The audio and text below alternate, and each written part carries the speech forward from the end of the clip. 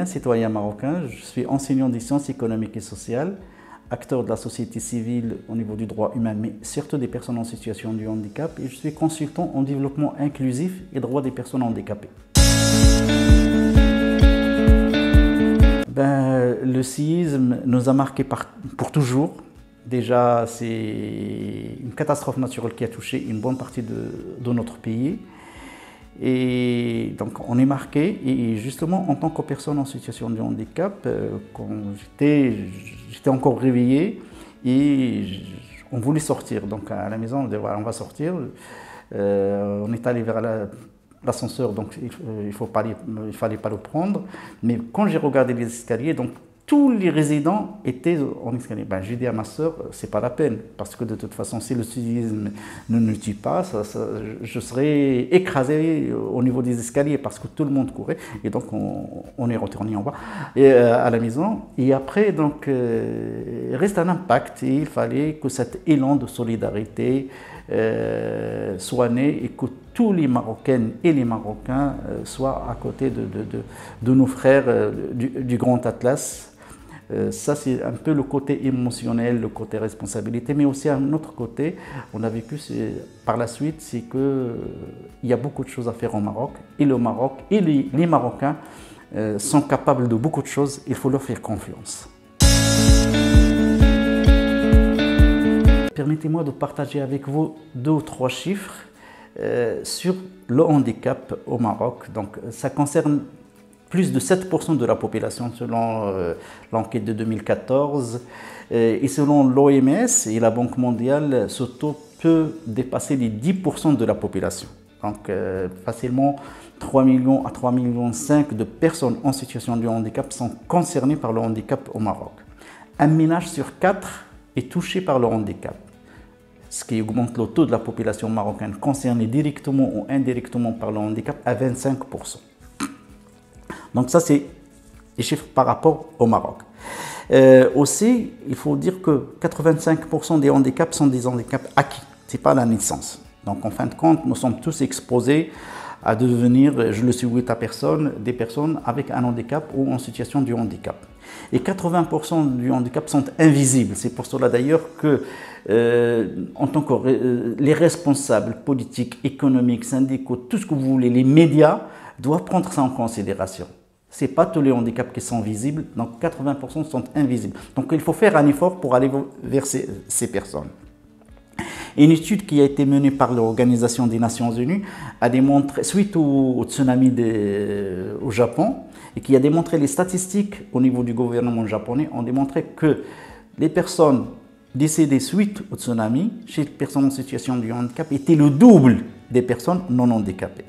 Alors cela nous amène à quoi? Cela nous amène à dire que les personnes en situation de handicap, lors des catastrophes naturelles ou humaines, sont les plus exposées parce qu'on n'arrive pas à évacuer facilement et on est les derniers à éventuellement être pris en charge. Et quand on est pris en charge aussi, est-ce que les aides, est-ce que les responsables de l'aide sont formés et sont sensibles à la question du handicap? Est-ce ce qu'on apporte pour évacuer les personnes est accessible pour que ces personnes puissent donc être prises en charge? Et quand on va dans les lieux d'accueil ou autres, est-ce que ces lieux sont aussi accessibles? Est-ce qu'il y a quelqu'un qui communique avec les personnes en situation de handicap, surtout quand il s'agit de femmes, d'enfants, ou d'handicap sourds ou non-voyants? Donc ce sont tous ces éléments-là qu'il faut prendre en considération, soit au moment et après. Et aussi quand on achemine de l'aide.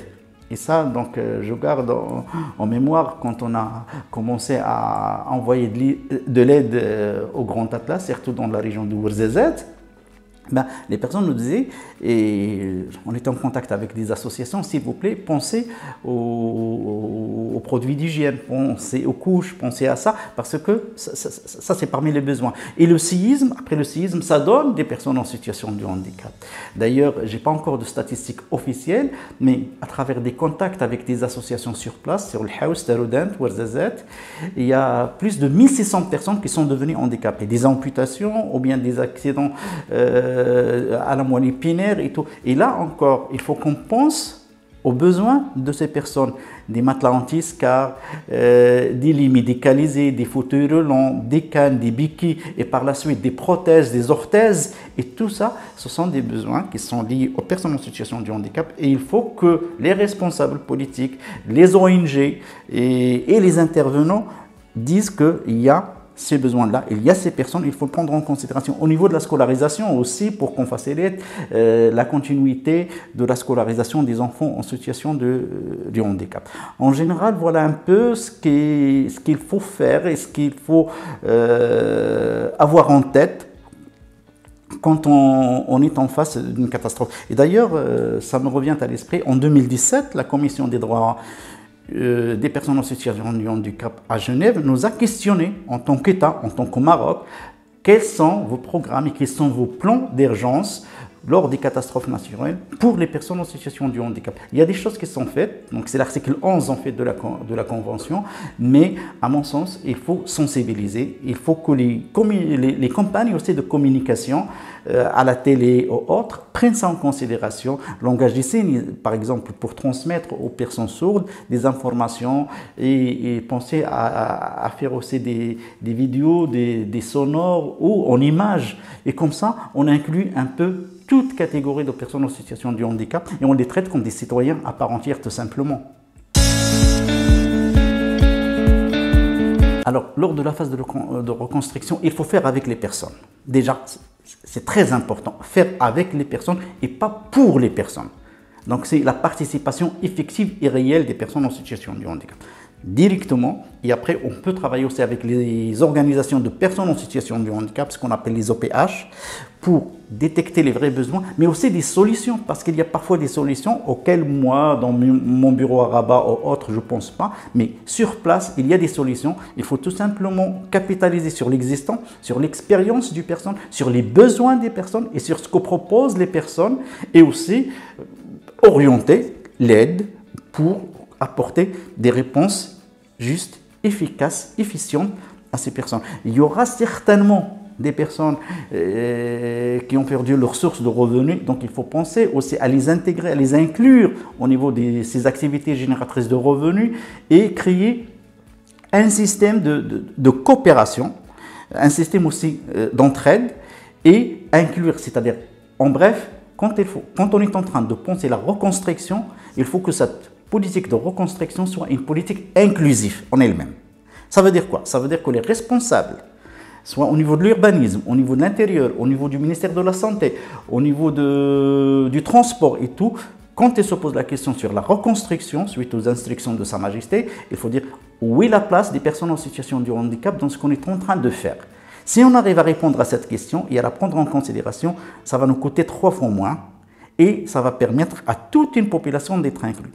Un autre chiffre, et pour montrer que quand on prend en considération les personnes en situation de handicap et leurs besoins, on a mené une étude en 2011 et c'est avéré que le Maroc, parce qu'il n'y a pas une effectivité des politiques inclusives, on perd jusqu'à 9 milliards de dirhams en 2011, ça veut dire 2% du PIB à peu près, tout simplement parce qu'il n'y a pas cette politique inclusive effective. Je dis bien, et je souligne effective parce qu'on a des politiques, mais ils ne sont pas effectifs sur le terrain. Il faut les décliniser sur les terrains et sur les territoires, et c'est comme ça qu'on apporte des réponses, soit aux personnes suite au séisme, mais aux personnes en situation de handicap d'une façon générale.